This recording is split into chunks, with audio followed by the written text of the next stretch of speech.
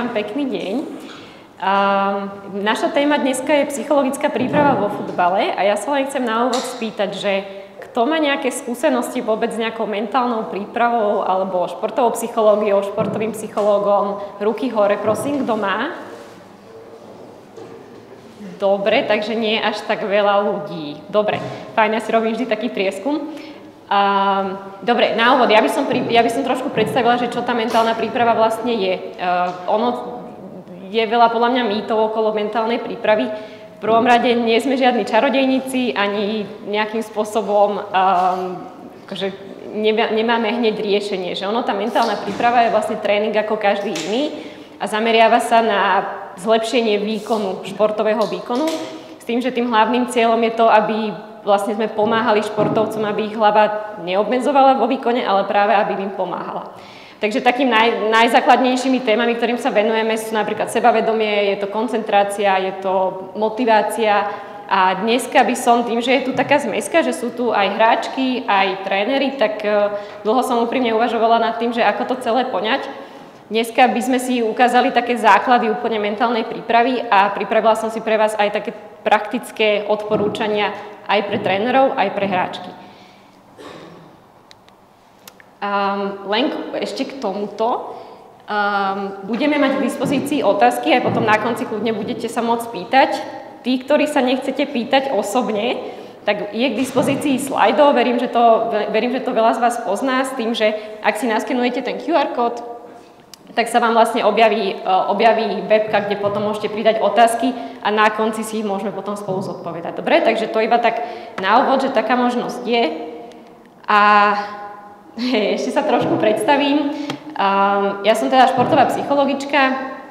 Futbalu mám veľmi blízko, futbalu som sa venovala aj ja osobne, že som futbal hrávala a potom teda v drvivej väčšine môjho pracovného času som sa venovala práve príprave futbalistov s tým, že som bola pri reprezentáciách hlavne U19 cca nejaké 4 roky a teda pôsobila som aj v kluboch ako Žilina alebo Dunajská Streda. No a okrem toho teda som vyštudovaná psychologička, zameriavam sa preto na taký psychologický smer tej mentálnej prípravy a venujem sa aj rodinám s deťmi, pretože si myslím, že rodiny samotné a teda rodičia veľmi, veľmi vplývajú na to, že aké sme osobnosti a hlavne aj na to potom, ako v športe dokážeme zvládať niektoré situácie. O tom si dneska povieme. Dobre, úplne na úvod. Čo nám vlastne ovplyvňuje psychiku v športe? V prvom rade, ja by som sa najskôr povenovala ako keby tomu prostrediu, že v ktorom športovci sú. Takže, tak ako som povedala, v prvom rade si myslím, že veľa mentálnych schopností vyplýva z toho, ako nás vedú rodičia. Napríklad schopnosť prehrávať, veriť si v nejakých krízových situáciách, veriť si celkovo, potom, ja neviem, schopnosť zvládať úspech alebo neúspech. To všetko sa tvorí hlavne v útlom detstve a teda hlavne vtedy, keď sme malinkí. Potom veľa vplýva na psychiku športovcov akože tréneri. Aj preto dneska budem vám dávať rôzne odporúčania. A potom teda samozrejme aj ten tím a tá atmosféra, ktorá je v tíme. Prosím vás, tie vzťahy, ktoré sú v tíme, alebo aký je vzťah medzi trénerom a športovcom, tak to je úplne kľúčové v akomkoľvek športe sme. Že keď máme dobrý tím, keď je tam dobrá atmosféra a tréner je skôr pozitívny, ale spravodlivý, tak veľa už len to dokáže ovplyvniť psychiku aj jednotlivých hráčov. Dobre? Takže dneska si budeme veľa rozprávať aj o tom, ale čo ešte také iné vplýva na psychiku, tak sú to určite nejaké individuálne výkony, čiže či sa mi aktuálne darí alebo sa mi nedarí. Určite sú to aj výsledky tímu samotného. A potom je to aj pozícia v tíme, čiže akú mám rolu v tom tíme, že či som napríklad v základnej jedenáctke, alebo som hráčka, ktorá strieda, som líderka možno toho tímu, alebo som tam mladšia, to všetko nám ovplyvňuje vlastne tú psychiku a to, ako sa potom mentálne cítime. Určite by som nechcela zabudnúť osobný život, pretože osobný život je za mňa alfa a omega. Ono aj tej mentálnej príprave sa často so športovcami venujeme nie len tej športovej časti, ale aj osobnému životu, pretože to, ako sa máme v osobnom živote, aké máme vzťahy, tak to nám samozrejme ovplyvňuje to potom, ako sa cítime aj na ihrisku. Že je to veľmi ťažké oddeliť tie emócie z osobného života na ihrisko. No a potom taká posledná vec, že čo si myslím, že je veľmi dôležitá, že čo je taký faktor, je určite úroveň únavy, respektíve úroveň toho, koľko mám energie. Že budeme sa dneska baviť o regulácii emócií, tak ak nemám veľa energie, ak nemám napríklad dobrú výživu, nemám dobrý spánok, nemám dobrý oddych, tak je pre mňa veľmi ťažké zvládať nejaké emotívne situácie a je pre mňa veľmi ťažké zvládať napríklad stres alebo tlak. Dobre, takže napríklad strava, spánok a podľa mňa aj takéto vypnutie od športu je vlastne kľúčom k tomu, aby sme potom v tom športe dokázali uspieť. Ale k tomu sa dneska dostaneme. Čo teda dneska? Mám tu pre vás také 4 hlavné mentálne schopnosti, ktoré si myslím, že vo futbale sú extrémne dôležité. Je to motivácia, koncentrácia, sebadôvera a práve regulácia emócií. Ku každému ku každej z tých mentálnych schopností si povieme taký teoretický základ a potom mám pre vás pripravené ako keby odporúčania pre vás, pre hráčky a potom pre trénerov, že ako môžete rozvíjať jednotlivé mentálne schopnosti. Takže začneme motiváciou a hneď na úvod by som vyvrátila taký jeden mýtus, s ktorým sa stretávam a teraz hovorím skôr k tým trénerom, že nedá sa byť non-stop motivovaný. Často od trénerov počúvam, že no, moji hráči nie sú motivovaní, alebo môj tým nie je motivovaný, alebo ten a ten nie je motivovaný. Nedá sa to. Neviem, či vy sa dokážete každý jeden deň zobudiť s tým, že ste motivovaní. Ja teda osobne to neviem a aj z tých skúseností, ktoré mám od športovcov, tak úplne to nejde. A je to kvôli tomu, že motivácia je vlastne energia. A keď tú energiu nemám, tak nemôžem byť motivovaný. Ale čo sa dá, napriek tomu, že som unavená alebo sa mi nechce, tak to je to, že mám nejakú vôľu a že mám nejakú disciplínu. Takže ja by som rozlišovala a chcem vás hneď upozorniť na to, že je rozdiel medzi motiváciou a je rozdiel medzi vôľou. Motivácia je to, že keď ako keby robím veci len keď chcem. Ale vôľa je, že ich práve robím aj vtedy, keď sa mi nechce, alebo som unavená, alebo proste nemám na to náladu. A tá vôľa sa dá trénovať. A prečo je to dôležité, je, že z nášho každodenného života sa vytvára určitý návyk. Takže ja keď pracujem so športovcami a bavíme sa o nejakej motivácii, tak áno, jasné, že je to dôležité, jasné, že je dôležitá nejaká radosť hry, ale na to, aby som sa posúvala, tak potrebujem, aby som mala správne návyky. A teraz, ako tie návyky vznikajú, že ja vám chcem ukázať, ako vlastne ten mozog funguje, je, že ja keď napríklad chcem zlepšiť stravu, vymyslím si príklad, a teraz prídem domov a som naučená na to, že namiesto toho, aby som si dala jablko, tak si dám nejaký kúsok čokolády. A teraz každý deň, keď to spravím, tak v mozgu sa nám vytvárajú vlastne také spojenia medzi neurónmi, vďaka ktorým potom ten mozog je ako keby to chce robiť častejšie a častejšie. Áno, takže keď to spravím 3 dní po sebe, tak vyslovene aj ten 4. deň sa ten mozog už rozhodne, že áno, toto je to, ako to robíme, keď prídeme domov, tak si namiesto jablka dáme čokoládu. A teraz ten návyk sa vytvára presne tak, že každý jeden deň si volím správnu možnosť. Dobre, takže namiesto toho, aby som v ten deň zjedla čokoládu, tak si poviem, že tak dneska zjem jablko a posilním si trošku iné spojenie medzi neurónmi a už ten mozog zrazu funguje trošku inak.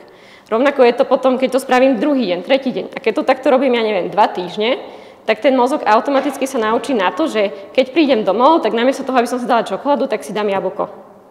OK, takže motivujte aj teraz hovorím k trénerom skôr, motivujte svojich športovcov k tomu, aby si skôr vytvárali správne návyky postupnými krokmi a aby každý deň si tu, ako keby že keď majú si rozhodnúť medzi 2 možnosťami, tak aby si zvolili tú správnu možnosť, pretože keď si budeme voliť tie správne možnosti, tak ono sa nám z toho vytvorí návyk a keď si vytvoríme správny návyk, tak tam nepotrebujete motiváciu.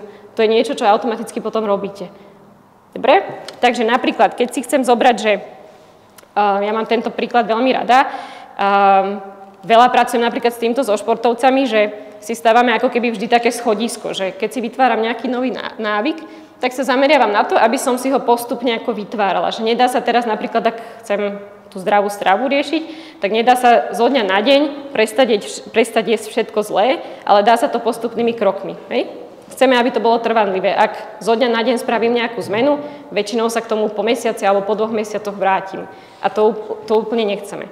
Takže vždy, keď túto mám teda príklad trošku iný, že keď chcem začať ako keby športovať, tak prvý krok môžem začať robiť s tým, že každé ráno budem cvičiť 10 minút. Úplne stačí, úplne niečo jednoduché, je to zvládnutelné, nájdem si na to čas. Potom, keď sa mi to darí robiť napríklad 2 týždne, tak prejdem na ďalší krok a to je, že si k tomu dám aj nejakú studenú sprchu v rámci regenerácie, aby sme sa trošku ako tú imunitu potvorili. Potom si z toho môžem spraviť, že budem jedenkrát do týždňa a ešte k tomuto celému si pridám 30 minút behu. No a ak toto zvládam zase nejaké 2-3 týždne, tak si už k tomu môžem pridať, ja neviem, 2-krát do týždňa alebo 3-krát do týždňa, že budem behať. A zrazu za 2 mesiace sme si vytvorili návyk, ktorý išiel od úplnej nuly až po to, že behám 3-krát do týždňa 30 minút a každý deň do toho cvičím a dávam si studenú sprchu. Toto je udržateľné. Ono potom ten mozog to ako keby chce robiť ďalej, aj to telo si to potom pýta. Najťažšie je to rozbehnúť. Za mňa najťažšie sú prvé 2-3 týždne, ak chcem čokoľvek meniť alebo hocičom sa zmeniť, 2-3 týždne sú pre mňa kľúčové. Potom už si na to ten mozog navykne a to telo to chce samé.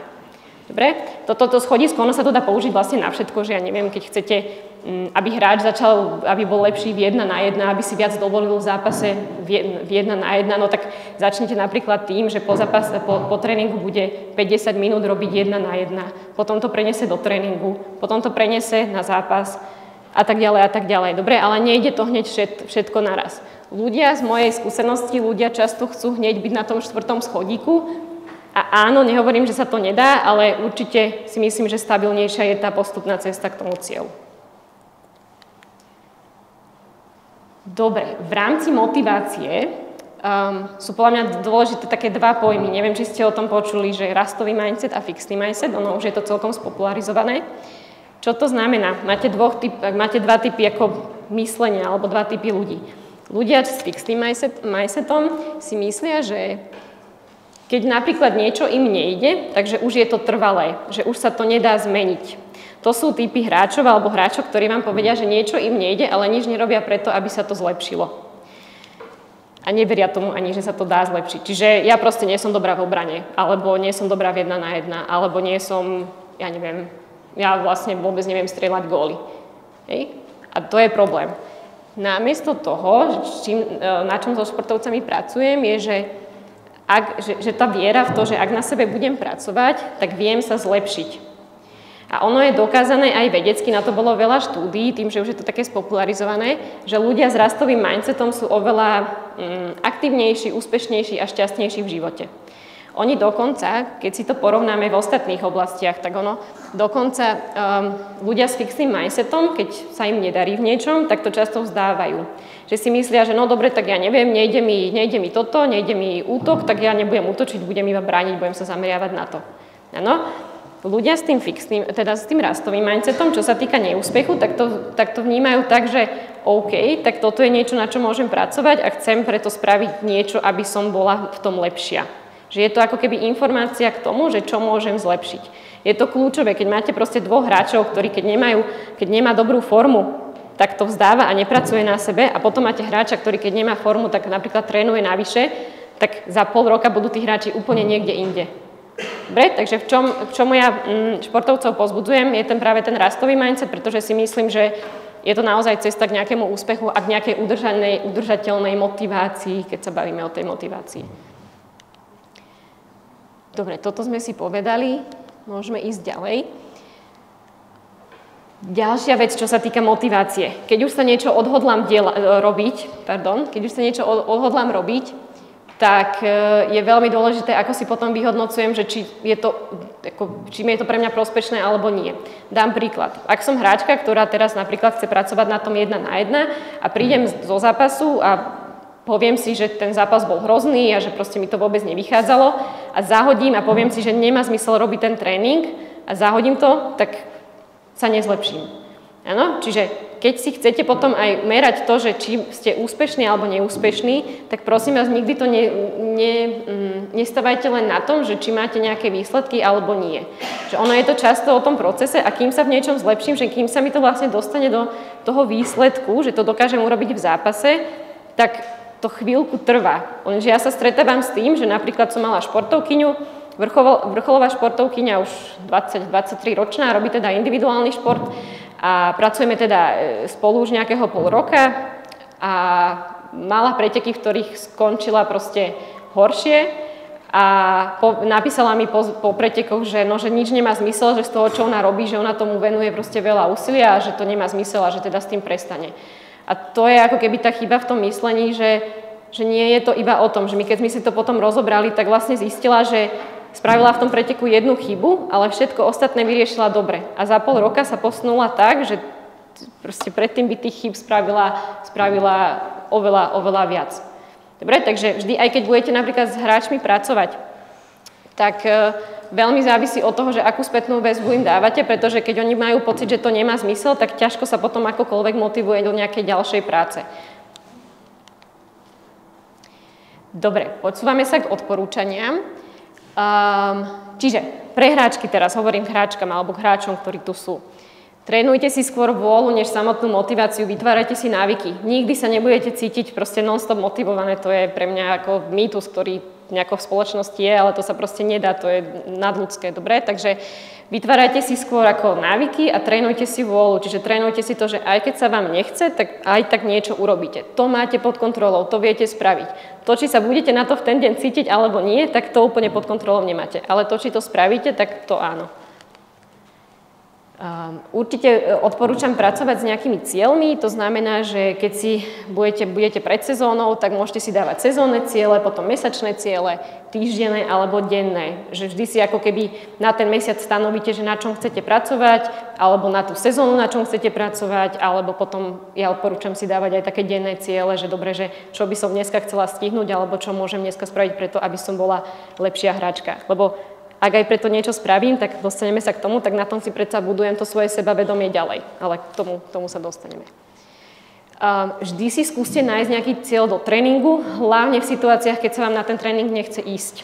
Pretože keď sa vám na ten tréning nechce ísť, tak je potom pravdepodobné, že ten tréning úplne nedopadne dobre a je to vlastne stratený čas. Takže, vždy sa snažte si dať nejaký cieľ do tréningu. A môžu to byť také maličkosti, že dneska budem pracovať na prvom dotyku, dneska budem pracovať na streľbe, dneska budem pracovať na, kondičke, že chcem všetko odmakať na 100%. Dobre? Ale snažte sa si vždy dať nejaký cieľ. Dobre, určite odporúčam, aby ste sa skúsili hodnotiť merateľným progresom. To, čo som hovorila, že a hlavne vo futbale, čo je tímový šport, nezávisí výsledok vždy len od vás, ale závisí to aj od spoluhráčok, takže aj od súpera. Takže skúste si nájsť nejaké merateľné milníky alebo parametre, ktoré si budete hodnotiť, že či sa posúvate alebo sa neposúvate. A toto zvýrazním, nikdy sa nesnažte porovnávať s ostatnými. Každý z vás má inú cestu a je to potom veľmi frustrujúce a veľmi vôbec to neprospieva nejakej motivácii a nejakému sebavedomiu. Dobre, takže snažte sa neporovnávať s ostatnými, ale len sami so sebou. No a posledné k hráčkam a k motivácii. Určite si nájdete čas na oddych a na vypnutie od futbalu, respektíve na vypnutie od toho, čo robíte. A nadviažem to na prednášku od Mirky. Určite si myslím a veľmi podporujem to, aby športovci mali aj niečo iné než ten daný šport, pretože si myslím, že to veľmi ovplyvňuje psychiku, veľmi ovplyvňuje motiváciu a veľmi potom dokáže pomôcť, keď sa v tom športe momentálne nedarí. Dobre, takže určite si nájdete čas na oddych a skúste od toho futbalu vypnúť, aby ste potom dokázali zase prísť s chuťou na tréning. Dobre, čo sa týka trénerov, veľmi odporúčam stanovovať si ciele s hráčmi, priamo s hráčmi. Tak ako som hovorila u hráčkach, že je dobré, aby si dávali ciele, tak ono vlastne u vás trénerov je dobré, aby ste pomáhali hráčkam si dať tie ciele, na ktorých by mali pracovať. To keď si ja sama dám nejaký cieľ, tak je to pre mňa vlastne silnejšie, ako keď mi to niekto nakáže, iba že tak teraz budeš pracovať na prvom dotyku. Keď si to poviem sama, tak je to pre mňa niečo, čo je taký väčší záväzok, že vlastne budujeme tým nejakú vnútornú motiváciu toho športovca. My sme napríklad v reprezentácii, keď som bola pri tej U19, tak sme robili to, že napriek tomu, že je to repre a vlastne hráči sa rozvíjajú v klube, tak sme robili to, že si mali dávať na každý mesiac 4 ciele, a to v oblasti kondičnej, technicko-taktickej, životospráve a potom mentálnej príprave, aby sa vlastne zlepšovali v klube. A potom, keď prišli na zraz, tak si to vlastne tréneri, to si sami hráči ako napísali, tréneri to s nimi prebrali a potom sa to spolu hodnotili. Dobre? A malo to zmysel v tom, že zo začiatku hráči boli takí, že no ja neviem, čo si tam mám dať, ale potom po nejakom pol roku si na to navykli a už sami prichádzali s tým, že na čom chcú pracovať. Čo veľmi pomáha motivácii, je určite vysvetľovať prečo. Čiže vždy, keď robíte nejaké cvičenia alebo nejakú prípravu, snažte sa ako keby to prepájať s tým, že ako to môžu využiť v zápase a na čo to cvičenie je zamerané. Dobre? Snažte sa veľa vysvetľovať prečo. Motivácia a tá vôľa, že som ochotná niečo robiť, len keď rozumiem, že to má nejaký logický zmysel. A čím trénujete starších ľudí, alebo teda deti, tak tým to je dôležitejšie. Pred každým mikrocyklom, tréningom alebo cvičením si skúste, alebo teda určite vy priamo cieľ toho cvičenia, že na čo to je zamerané, na čo je ten tréning zameraný, aby potom hráčky alebo hráči si dokázali lepšie stanoviť tie svoje ciele.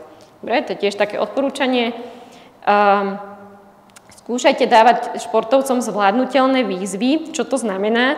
Je, že tak ako som hovorila, že snažte sa neporovnávať medzi sebou, tak ono aj porovnávať ako športovcov medzi sebou a dať im jednotné odporúčania je podľa mňa, že to stráca na tom účinku. Takže skúste ako keby vždy tomu športovcovi nájsť nejakú výzvu, ktorú on dokáže zvládnuť, ale je to zamerané na to, aby sa zlepšil. Čiže ak mám športovca, napríklad ak mám hráča, ktorý, ja neviem, vymyslím si, ktorý nevie spracovať loptu ako keby do pohybu, tak to budem chcieť od neho, aby na tomto pracoval. Ale keď mám vedľa neho spoluhráča, ktorý už tú loptu do pohybu vie spracovať, tak od neho budem chcieť a jeho výzva bude, áno, spracuj si ju do pohybu a potom chcem od teba presnú nahrávku.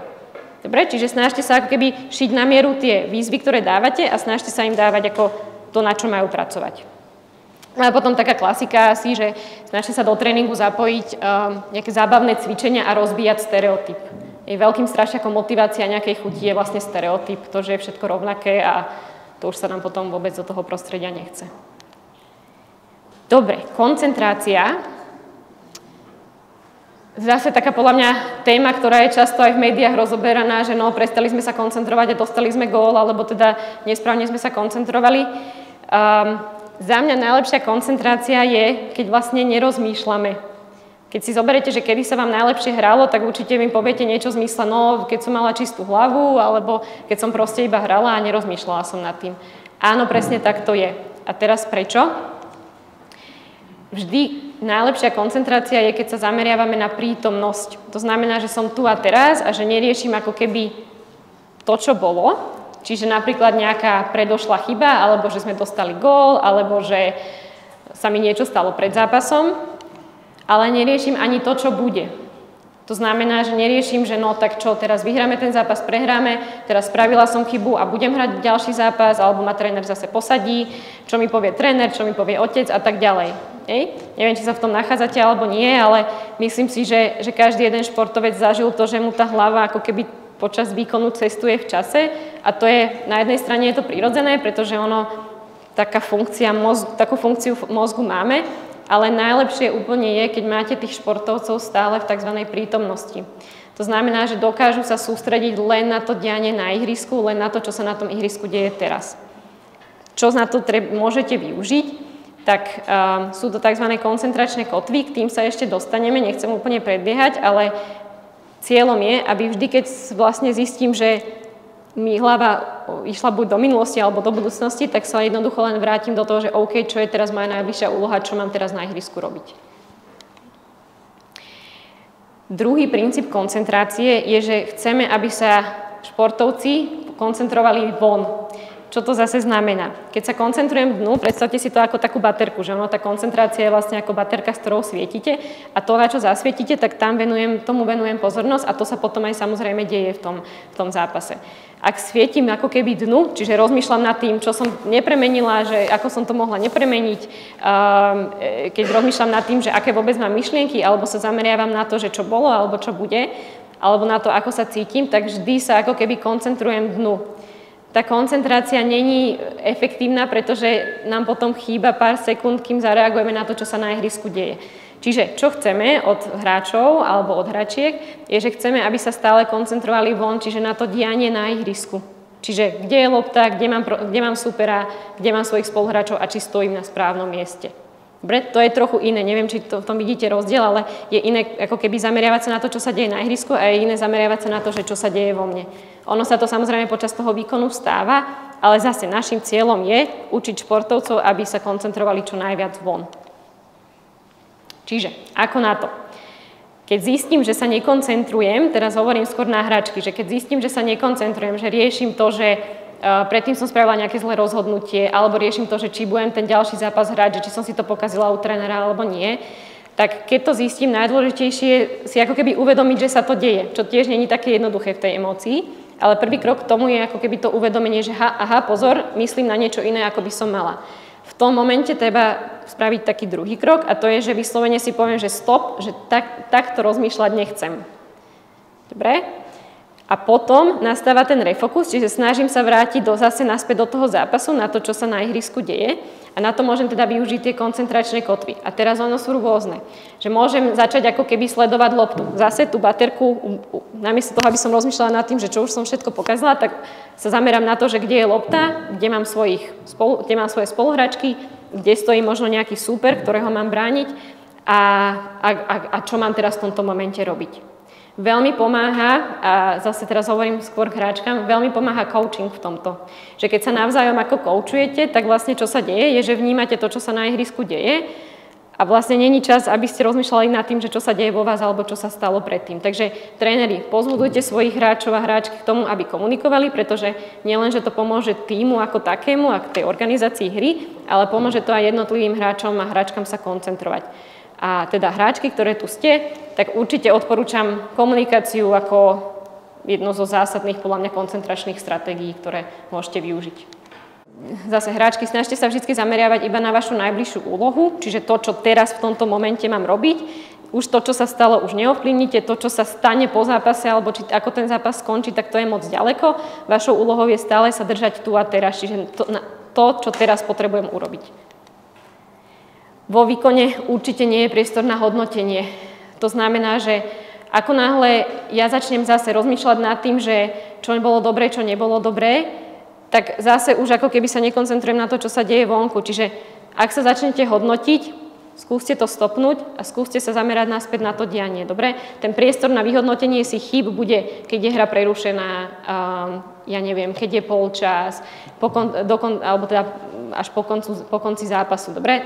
Tam ten priestor bude, ale počas toho zápasu, keď tá hra plynie, tak vašou úlohou je proste koncentrovať sa a maximálne sa fokusovať na to, čo sa na ihrisku deje. Dobrá správa je, že koncentrácia sa dá trénovať. Veľmi jednoducho by som povedala. Vždy, keď budete na tréningu, môžete si trénovať túto koncentráciu, že stále sa vrácať do toho, čo teraz v tomto momente potrebujem spraviť. Dá sa to robiť aj v škole, čiže keď sa budete sústrediť na to, čo učiteľ hovorí alebo učiteľka hovorí, tak to vám pomôže s koncentráciou. Môžete čítať, to pomáha s koncentráciou, alebo potom robiť rôzne dýchové cvičenia. Aj to je vlastne niečo, čo pomáha na koncentráciu, pretože keď sa napríklad sústredíte iba na to dýchanie, tak je to veľmi nudná činnosť a vlastne vaše myšlienky utekajú niekam preč a vašou úlohou je ich stále iba vrácať. To je celý princíp napríklad meditácie. Dobre, takže to sú odporúčania pre hráčky, pre trénerov v rámci koncentrácie. Tu by som možno aj nepovedala také odporúčanie, ale to, čo si myslím, s čím sa stretávam, je, že vaša komunikácia bude vždy ovplyvňovať koncentráciu športovcov. Teraz čo to znamená? To, čo vy budete hovoriť, to, akú spätnú väzbu budete dávať, tak na to sa vlastne tie hráčky alebo hráči budú sústrediť. Čiže ak máte trénera, ktorý napríklad spravili ste teraz chybu a teraz ten tréner ešte 2 minúty potom, ako sa to stalo, hra už je pri tom úplne inde, tak vám to stále vyčíta, tak stále budete ako keby v tej minulosti. Takže tréneri, snažte sa vlastne stále tým hráčom a hráčkam dávať inštrukcie k tomu, že čo majú teraz v tom momente robiť. Ja som napríklad bola na stáži v Atalante Bergamo a tam sme sa rozprávali s mládežníckymi trénermi a oni povedali, že oni ako keby nikdy počas toho zápasu nehovoria tým hráčom, ako keby, že im vyčítajú niečo z minulosti, že skôr im sa snažia hovoriť, že čo majú v tom momente robiť, aby tú koncentráciu upriamili na to. A potom samozrejme, keď je na to čas, keď je hra prerušená alebo cez pauzu, tak im povedia to správne riešenie, ale ako keby keď tá hra plynie, tak nemajú tendenciu im to vyčítať alebo hovoriť. Dobre, takže snažte sa vždy smerovať tie informácie, ktoré dávate k najbližším činnostiam, čiže to, čo majú teraz tí hráči urobiť, a komunikujte najmä správne riešenia. Zase prečo? Ako funguje náš mozog? Vy tú informáciu, ktorú dostanete, tak ten mozog si ju proste ukladá. A teraz, keď budete hovoriť správne riešenia, že ako majú niečo riešiť nejaké situácie, tak čo sa bude diať v tom mozgu je, že ten mozog si budete programovať na to, čo chcete, aby sa dialo. Keď vám teraz poviem, že nemyslíte na to, čo budete mať na obed, tak prvé, čo je, tak vlastne vám napadne to, čo budete mať na obed. Alebo nejaká myšlienka smerom k tomu. Dobre, takže snažte sa vždy ako keby komunikovať hlavne správne riešenia, aby ste programovali mozog na to, čo má robiť. Ešte by som doplnila, a budeme sa trošku o tom viac baviť pri sebavedomí, ale pozor na emócie pri prodávaní kritiky. Čím viac ako keby budete emoční, tým viac tá hráčka alebo hráč sa bude stále udržiavať v tom, že čo spravila zle a nebude sa vedieť koncentrovať ďalej na ten zápas, nebude sa vedieť vrátiť naspäť do toho zápasu. K tomu sa ešte dostaneme. OK, sebadôvera. A mám tu pre vás takú otázku, trošku taký kvíz. Predstavte si, že máte 3 basketbalistov. Všetci majú priemernú úspešnosť streľby 50%. A teraz basketbalista prvý hovorí, že pred zápasom: cítim sa skvele, na tréningu ma to dnes veľmi bavilo, tréner ma pochválil, doma je všetko v poriadku, myslím, že zajtra bude mať úspešnosť streľby na 80%. Druhý basketbalista hovorí, že som z tohto zápasu šialene nervózny, najradšej by som tam ani nešiel, doma sme sa pohádali a potom som prišiel neskoro na tréning a tréner mi vynadal. Myslím, že zajtra bude mať úspešnosť streľby 20%. No a posledný hovorí, že myslím, že bude mať úspešnosť na rovnakej úrovni ako obvykle, takže 50%. Ktorý z týchto troch si myslíte, že je najsebavedomejší, že má najkvalitnejšie sebavedomie alebo sebadôveru? Kto je za Ačko? Ruky hore. Kto je za Bčko? Nikto. A Cčko? OK, je to tak pol na pol A a C.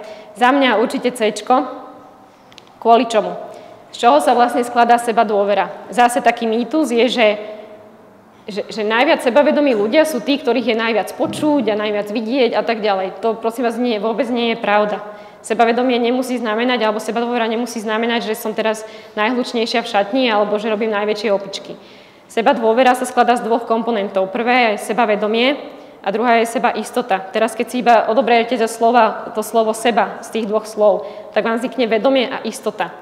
Sebavedomie je o tom, že ten hráč si dokáže veľmi realisticky pomenovať, že v čom je dobrý a v čom nie je dobrý. Má od seba realistické očakávania. Áno? Sebavedomý človek si vie zhodnotiť, že toto mi ide a toto mi teda vôbec nejde.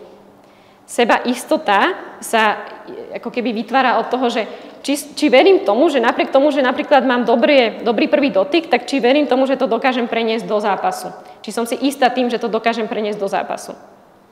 Okay? Je v tom trochu rozdiel, ono sa to často zamieňa. Sebavedomie vzniká na základe kvalitného hodnotenia od rodičov v prvom rade. Zase dostávame sa k rodičom, ale aj od vás, od trénerov. Čiže či ste konkrétni dostatočne v tej spätnej väzbe, či dokážete pomenovať jasne a realisticky to, čo tomu športovcovi ide alebo nie. Sebaistota vzniká tak trochu, to už ide viac za rodinou, konkrétne za mamou, a vzniká na základe toho, že či mi rodičia dávali ako dostatok pozornosti a či keď som bola menšia, cca do nejakého 6. roku, či naplňovali moje potreby, ktoré som mala. Dobre, ale len aby ste vedeli, že čo to je, a naozaj ako sebadôvera nie je o tom, že musím hovoriť, že keď mám 50%, že budem mať 80% úspešnú streľbu. Môže sa to stať, ale je to skôr ako nepravdepodobné, že sa to stane, je to skôr nerealistické očakávanie. V rámci sebadôvery a s čím sa stretávam asi najviac, je strach zo zlyhania. Majú ho, jednak si myslím, že my ako spoločnosť, ako kultúra slovenská, československá, tak vychovávame deti v strachu zo zlyhania, či je to škola, alebo sú to potom ako tie krúžky, ktoré majú, alebo je to samotná výchova. A je to vlastne to, keď sa bojím, dopredu sa bojím, že zlyhám, že vlastne idem do toho zápasu s tým, že hlavne, aby som niečo nepokazila, a čo ak pokazím, že čo ma to potom bude stáť, aké budú dôsledky. Myslím si, že je to jeden z najväčších, ako najčastejšie sa s tým stretávam, najčastejšie ma s tým športovci jednak oslovujú, ale je to jeden z najsilnejších ako limitov nejakej psychiky vo výkone. Keď do toho výkonu idem s tým, že hlavne, aby som neurobila chybu, tak väčšinou sa to vlastne stane, že tú chybu robím, to zase to je tak, ako náš mozog funguje. No a ono, ako sa to vytvára, tak je to určite na základe toho, vytvára sa to hlavne teda v tom útlom detstve, ale je to na základe toho, že ako nás hodnotili rodičia, ako nás hodnotili tréneri a ako reagovali na to, keď sa nám darilo alebo nedarilo. Takže ak tu máme nejakých naozaj že mládežnických trénerov, že do nejakých 12 rokov, prosím vás, nikdy ako keby nekričte na deti kvôli tomu, že niečo pokazili. Snažte sa im stále vysvetliť, že ako to majú robiť a že sa majú snažiť znovu. Lebo potom ja sa stretávam s trénermi, ktorí trénujú ako profi šport a hovoria mi, že no a tento nedal už nejakú šancu a on potom do konca zápasu bol úplne nepoužiteľný a nevedel som, čo s tým mám robiť. A ono sa to deje, ale ono sa to ako keby vytvára, keď sme menší. Takže snažte sa, a to v podstate v hociakej kategórii, ale pri tých deťoch je to naozaj také citlivé, že tam je to citlivé obdobie ako vytvárania sebavedomia. Takže snažte sa ako nekričať na deti a nevyčítať im dokola, že čo robili zle. Áno, je dôležité povedať, čo majú robiť inak, ale ako keby snažte sa držať svoje emócie na úzde a snažte sa hovoriť zase tie správne riešenia a pozbudzovať ich k tomu, aby, ak sa im niečo nepodarí, aby to jednoducho vyskúšali znovu. To je to, čo potom v dospelosti od nich chceme. Aby keď neprenenia šancu do prázdnej brány, aby dokázali ísť do druhej, do tretej a tú štvrtú už dajú. Ale keď to nebudeme budovať od malička, tak vlastne sa to nenaučia. A máme s tým potom veľký problém v dospelosti a s profi športovcami. Dobre, tuto máme vnútornú reč a to, ako nás ovplyvňuje. Veľká časť sebavedomia alebo sebadôvery je ovplyvnená tým, že ako so sebou rozprávame. Čo to je? To je ako keby ten hlas, ktorý každý máme v hlave, ktorý nám hovorí, že no tak toto nedáš, alebo naopak toto dáš a ten sa na teba škaredo pozerá, čo si myslí a tak ďalej. To je vnútorná reč, self-talk sa to volá po anglicky a to aký máme kvalitný ten self-talk, tú vnútornú reč, tak to ovplyvňuje naše emócie, čiže ako sa cítime a to ovplyvňuje náš výkon samotný. A zase ten výkon ovplyvňuje to, ako so sebou rozprávame. Na tvorbu tej vnútornej reči má veľký vplyv tréner. Čiže vy, keď budete napríklad non-stop svojich hráčov kritizovať, tak čo sa stane, je, že oni si to znútornia a začnú kritizovať samých seba. Veľký vplyv má na to samozrejme rodina, väčší ako tréner. Keď máte prísneho otca, ktorý tam po svojom dieťati stále iba zjape, tak s veľkou pravdepodobnosťou v 15 rokoch práve ten chlapec bude mať problém s nejakým strachom zo zlyhania a nebude vedieť zvládať situácie, ktoré mu nevychádzajú. Dobre, takže len aby ste vedeli, že ono, a teraz zase hovorím späť aj k hráčkam, že to, ako so sebou rozprávate, čiže to, čo vám ide v hlave, keď sa vám niečo darí alebo nedarí, iba si to tak všímajte, že spravte si taký pokus, že iba si to všímajte, že čo vám ide v hlave a snažte sa, aby to bolo čo najviac podporujúcejšie. To neznamená, že máte mať rúžové okuliare a že máte sa na seba pozerať, že ste vo všetkom perfektní a že nie. Chceme byť k sebe radikálne úprimní, realistickí, ale zároveň ako keby vedieť si dať tú podporu a vedieť si povedať, že OK, tak tento zápas bol úplne na prd, ale idem ďalej. Namiesto toho, aby som si povedala, no tak tento zápas bol na prd a končím s futbalom. Dobre? V tom je veľký rozdiel. Tak, a čo nám ovplyvňuje tú vnútornú reč? S čím sa aj stretávam, že čo sú také chyby v myslení? Prvá taká chyba veľká je čierno-biele videnie. Čo to znamená? Je, že svoje výkony vidíme buď veľmi akože úžasné, alebo veľmi zlé. Že není nič medzi tým. A teraz, keď si zoberete, že ako ten športový výkon vyzerá, tak ono v drvivej väčšine je vlastne ten výkon taký šedý, že to je niečo medzi, že aj dobré, aj zlé, aj fajn, aj nefajn. A tak to proste je. Ale často sa stretávam s tým, že napríklad nevyhrali sme zápas, tak všetko bolo zle. Dobre, čiže zase, ak ste hráčky tu, tak snažte sa na ten výkon pozerať realisticky, snažte sa pozerať na to, že čo vám vyšlo, ale aj čo vám nevyšlo a čo môžete robiť ďalej, aby ste boli ešte lepšia. Ak ste tréneri, tak snažte sa ako keby nefixovať tú komunikáciu a hodnotenie zápasov a tréningov len na základe toho, že to bol dobrý zápas alebo zlý zápas, alebo len na základe toho, že či ste vyhrali alebo prehrali. Snažte sa vypichovať naozaj veci, konkrétne veci, ktoré tomu týmu vyšli a konkrétne veci, ktoré tomu týmu nevyšli. Ten výkon nikdy nie je čierno-biely.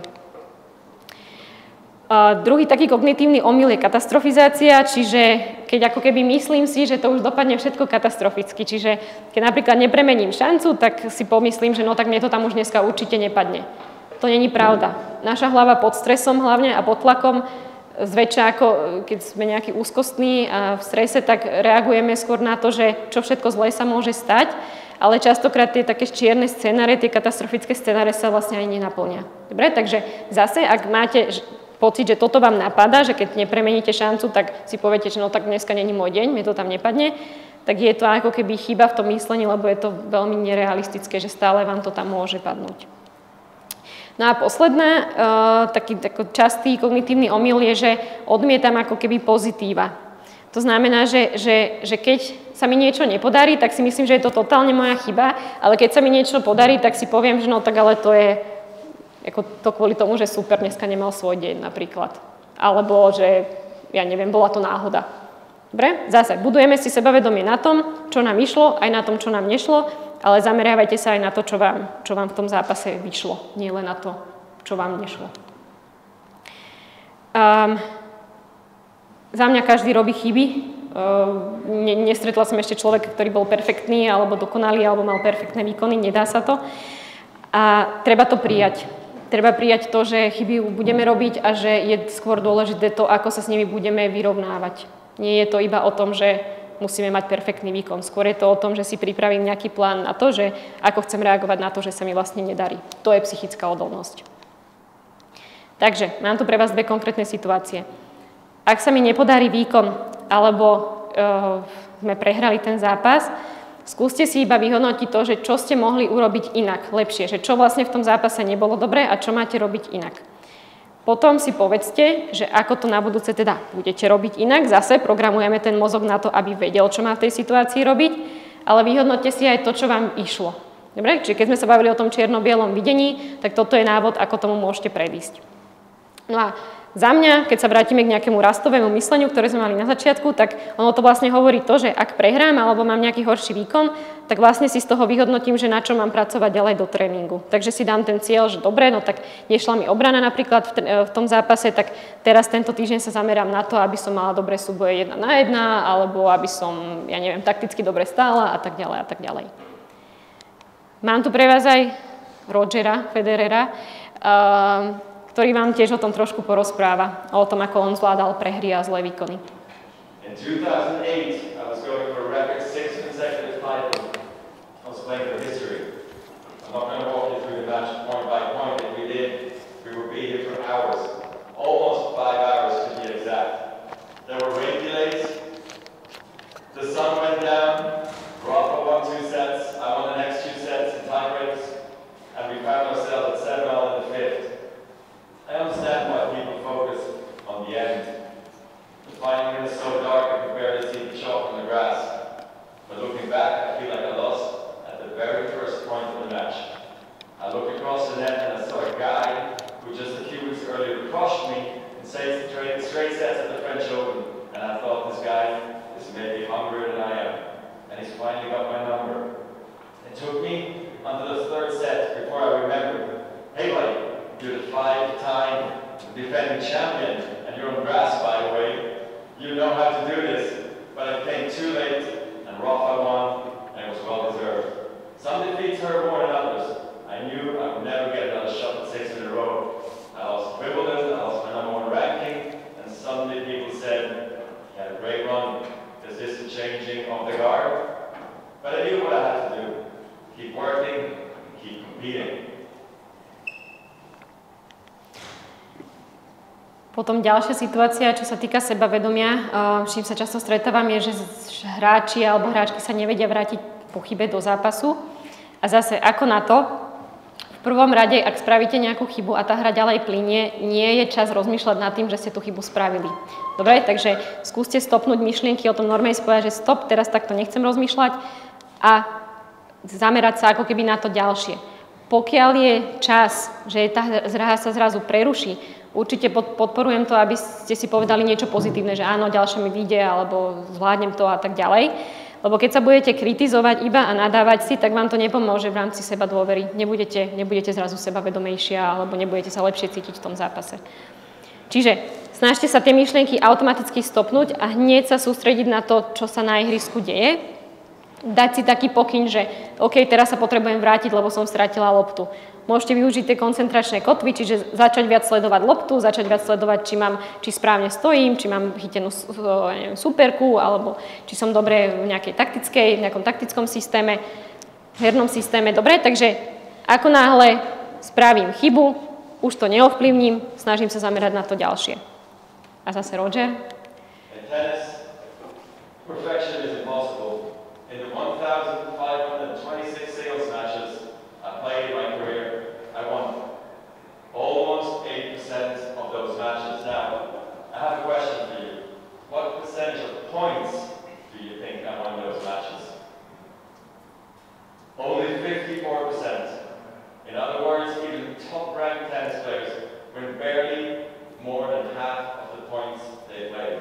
When you lose every second point on average, you learn not to dwell on every shot. You teach yourself to think, okay, I double faulted, it's only a point. Okay, I hit the net and I go past again, it's only a point. Even a great shot, an overhead backhand smash, that ends up on ESPN's top 10 play list, that too is just a point.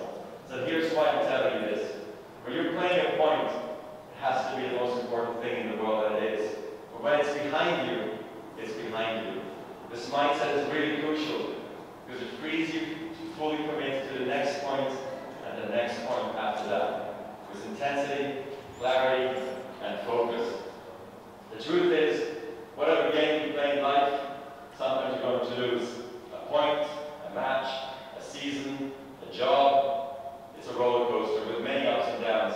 And it's natural when you're down to doubt yourself and to feel sorry for yourself.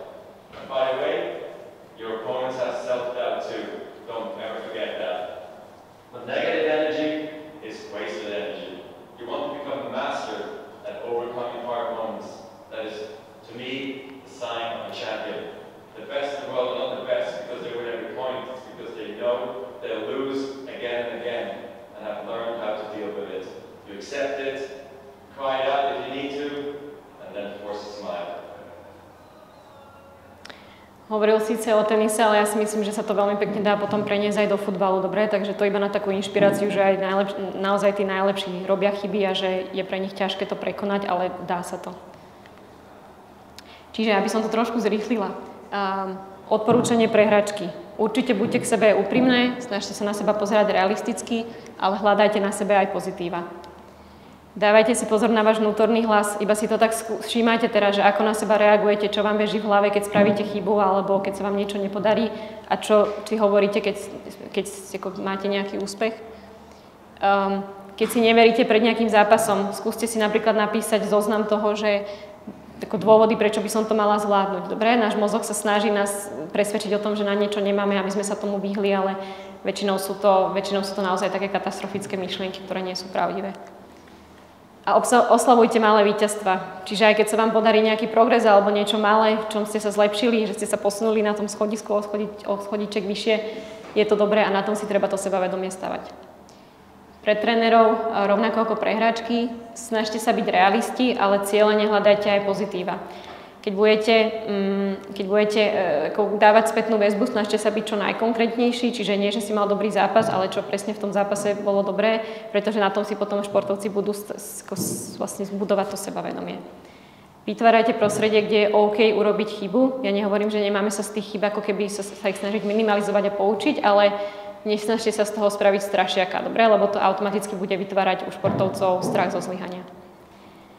Ak potrebujete kritizovať, čo zase hovorím, že treba byť realisti, podávajte to vľúdne, snažte sa to robiť bez emócie, pretože ako náhle k tomu pridám emóciu, tak pre toho športovca je to o to ťažšie vlastne spracovať a väčšinou sa to vlastne do tej informácie ani nedostane a ten športovec rieši iba to, že ste na ňo kričali, ale nie to, čo ste mu vlastne hovorili. Využívajte rastové myslenie, čiže keď hodnotíte, tak používajte slovíčko, že ešte a zatiaľ, že ešte si to nezvládol, alebo ešte nám to nejde, ale nie, že nám to nikdy nepôjde. A možno sa vždy samého seba spýtajte, že aj keď ste vy v nejakej emócii, že čo potrebujem teraz urobiť, aby som z neho alebo z nej spravil nejakého lepšieho hráča alebo lepší tím. Dobre, že možno to mať niekde vždycky vzadu v hlave. Dobre, v rýchlosti ešte emócie. Šport je o emóciách, určite. Myslím si, že preto to aj všetci hráme, alebo teda preto ten šport robíme. Dôležitá vec, dôležitá informácia, vznik emócií nemáme pod kontrolou, pretože je za to zodpovedný ako keby mozog, alebo tá časť mozgu, ktorú nemáme vedome pod kontrolou. Ale to, ako na to zareagujeme, to, že či s tým pracujeme alebo nie, to už pod kontrolou máme. Čiže keď si zoberete iba to, že ako niekedy vyzerá hlava nejakého športovca v zápase, tak pozrite, že čo sa vlastne deje. Že niekto myslí z tej najväčšej perspektívy myslí na to, že nepremenil nejakú šancu. Potom rozmýšľa nad tým, sa hnevá na rozhodcu, že teda má nejaké nespravodlivé rozhodnutia. Potom do toho ešte rieši, že ho provokujú súperi a do toho sa možno nejakým 10-15% sústredí vôbec na to, čo sa na ihrisku deje. Tento mindset mi určite nepomôže k tomu, aby som podala dobrý výkon. Čo je našim cieľom, je, aby som sa zase 100% fokusovala na tú hru. Takže emócie v zápase budú, ale potrebujem si ich vedieť správne spracovať. Ja čo vždycky hovorím a čo radím športovcom je, aby sa zameriavali na veci, ktoré ovplyvnia. Čiže bude kopec vecí, ktoré v zápase neovplyvnite, ani v tréningu, ani v živote, ako rozhodnutie rozhodcu, alebo superové provokácie, rozhodnutie trénerov, chyby, ktoré ste už urobili, počasie, alebo stav ihriska, alebo aj výkon svojich spoluhráčok. Dobre? Čiže to je, že keď sa to deje, tak snažte sa ako keby zameriať na to, že dobre, ale čo mi teraz pomôže, aby som mala lepší výkon, aby ja som mala čistú hlavu. A väčšinou to ide práve cez tie veci, ktoré dokážete ovplyvniť. Takže dokážete ovplyvniť svoje reakcie, svoj výkon, svoju aktivitu na ihrisku, svoje nasadenie, svoju komunikáciu, koncentráciu a teda tú prípravu samotnú, čiže životosprávu a tréning samotný. Dobre, čiže v rámci emócií, ono je to veľká téma, ale toto je také asi najjednoduchšie odporúčanie, že vždy, keď ste v nejakej emotívnej situácii, skúste sa spýtať, že čo dokážete na tom ovplyvniť a snažiť sa sústrediť na veci, ktoré dokážete ovplyvniť. Pre hráčky skúste si pripraviť plán, že ako chcete reagovať na situácie, ktoré sú pre vás emočne nabité, s ktorými máte väčšinou problém a potom sa ich snažte trénovať ako keby v menej emotívnych situáciách. Čiže napríklad, ak máte problém s provokáciami súperov, tak snažte sa trénovať to, že keď ste na tréningu a nejaká spoluhráčka do vás nejakým spôsobom vám niečo povie alebo niečo sa stane, tak si to trénujte tam zase postupne. Nedá sa tie emócie ako hneď vedieť kontrolovať, keď sme v tej najväčšej emočnej reakcii, ale vieme to postupne kontrolovať bežným životom, keď vás niečo nahnevá v škole alebo doma a tak ďalej a tak ďalej. Tam sa snažte ukludniť čo najviac, aby ste to potom boli schopní preniesť aj na ihrisko. Tak ako som spomínala na začiatku, nezabúdajte na dobrý oddych, výživu a také malé radosti, pretože kontrola emócií a to, ako s nimi dokážeme pracovať, veľmi závisí od toho, napríklad, aký máme kvalitný spánok, ako sa stravujeme a či sme vlastne v živote naplnení. Ano? Keď toto nefunguje, už len keď jeden z týchto troch pilierov nefunguje, tak máme väčšiu tendenciu ako nezvládať nejaké emočné situácie. Pre trénerov odporúčania, a v tomto budem asi tvrdá, musíte ísť príkladom. Vždy. Hráči, tým vás budú vás kopírovať, budú kopírovať to, ako sa správate, ako reagujete na situácie, takže nemôžete od hráčov chcieť niečo, čo vy sami ako keby nerobíte. To sa nedá, to tak funguje aj v rodine. Hej? Pravidlá proste platia pre všetkých. Svojou komunikáciou určite dokážete pomáhať hráčom spracovať ich emócie, pretože keď budete voliť kľudnejšiu komunikáciu, keď je situácia napätá, preniesie sa to aj na nich. Keď vy budete sami v strese, keď vy budete v tej emócii, zase preniesie sa to aj na nich. Do tréningu odporúčam pridávať aj nejaké emočné faktory, že hrať o niečo, vytvoriť nejaký umelý tlak, spraviť možno aj nejaké nespravodlivé rozhodnutia, ale veľmi cielene a ako keby to komunikovať, že áno, teraz som to spravil preto, aby ste sa naučili s týmito situáciami dobre vyrovnať. Dobre, zase skúste pridávať do tréningu aj takéto emočné situácie.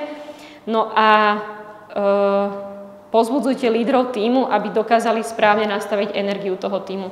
Zase tým bude kopírovať nielen vás ako trénera, ale aj tých lídrov. Takže pokiaľ máte lídrov, ktorí dokážu ustať nejaké napäté situácie, tak sa to väčšinou potom preniesie aj na tých ostatných. Dobre, takže skúste viac pracovať s tými lídrami, aby dokázali tým buď ukludniť, alebo práve vyhecovať. No a už budem končiť. Také posledné odporúčanie je, že vždy sa snažte začať, že bolo tu toho povedané dosť, že keď si z toho odnesiete iba jednu vec a budete sa snažiť ju robiť inak, tak je to prvý krok a ja budem veľmi spokojná, že to malo zmysel, že som tu dneska bola. Takže začnite takým prvým krokom, začnite nejakými malými cieľmi.